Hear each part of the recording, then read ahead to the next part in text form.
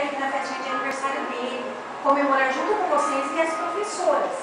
Aí, eu trouxe uma surpresa para vocês. Vocês gostam de ouvir historinhas? Sim. Quem gosta de ouvir historinha? Eu também gosto. Então, antes de começar a historinha, vamos fazer um agradecimento? Licença, posso, professora? Pode. Quando a gente vai fazer um agradecimento para o Papai do Céu, em sinal de respeito, mãozinha de anjo. Mãozinha de anjo. Mãozinha de anjo, ó. Nicolas. Aí tudo que eu falar, aí vocês respondem, tá? Papai do Céu. Papai do céu. Muito obrigado. Muito obrigado pelo dia de hoje. pelo dia de hoje, Pela nossa família. pela nossa família, Pela nossa saúde.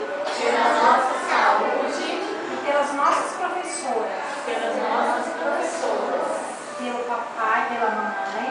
pelo papai, pela mamãe, Papai do Céu. papai do céu.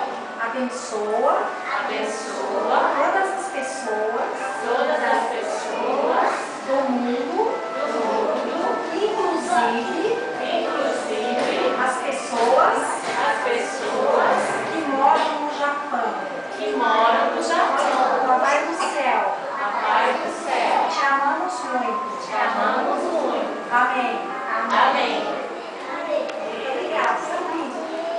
Olha, tem que fazer a mãozinha de anjo de manhã quando levanta, na hora de dormir também.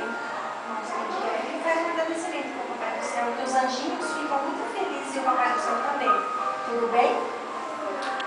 Então, eu vou contar para vocês uma história muito linda. Como é o nome dela, professora? Érica. Érica. Érica, vira pra cá, bebê, para você ver que linda que ela é.